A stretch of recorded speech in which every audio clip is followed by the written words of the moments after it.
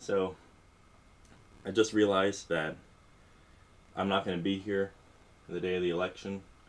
I really don't know what to do, so I'm just going to have to call someone and try to figure out what exactly to make of all this.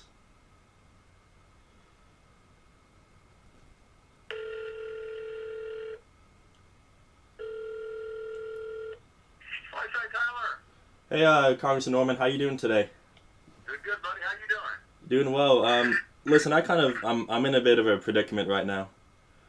I just What's that? Well, I just realized I'm leaving for DC on June 2nd, and I couldn't be more excited. But the primary is on June 12th.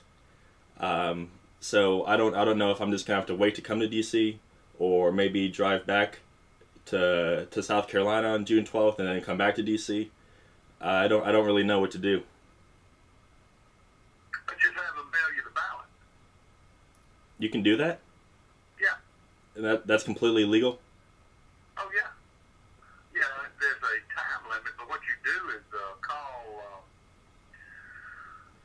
anybody at the voter registration, they can walk you through the process, and you just have to make sure you do it What? ahead of time. Wow, okay. And people do this all the time? Oh, yeah. Okay, wow. It's easy. Okay, this is completely new to me. Well, I will be sure to do that today, actually, and I look forward to seeing you in DC. Thank you for answering my call. So if you saw that clip, you saw a dramatic representation of why someone would need absentee voting. It's a great resource. There are plenty of reasons you could use it, which we'll go into next in this video.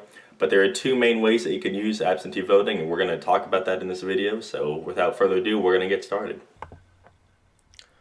Okay, so for this process to begin, we're going to go to scvotes.org. This is what the main page looks like. And we're going to go to Get My Absentee Application.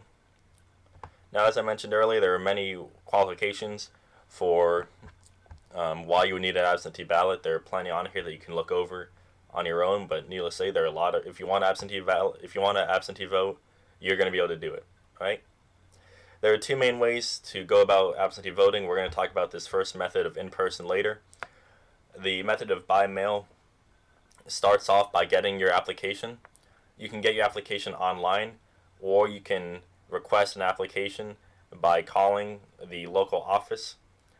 And to get your information on your local office, you can click this link right here. Now, since York County begins with the letter Y, we have the joy of always being at the bottom of all these county lists. So we'll go here, and this will let us know where to send it off, whether we want, and then if we want to call them or fax them or email them, that's all that information right there. But to begin the process, we need to get the application first. Now, the fastest way to do this is to do it online. So we're going to click this link right here. It'll take us to this form. We'll put in all of our information, and then we'll hit submit. That'll take us to this actual absentee application. It'll give you all your information. It'll tell you where you vote. It'll tell you what your districts are.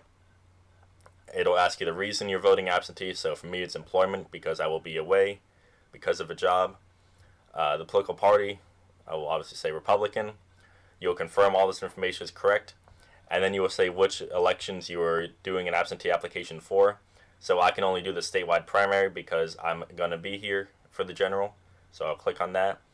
If I were to use this method, I would hit continue. From there, I would get a PDF that I would print out, sign, and then I will send that to the local elections commission. They will receive that, and then they will send me the absentee ballot in the mail.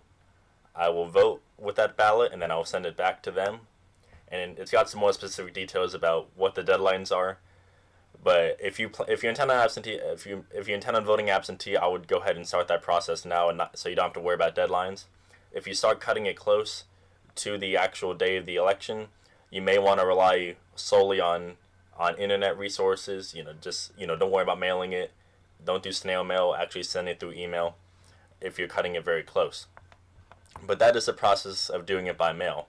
Now we're going to talk about in-person voting.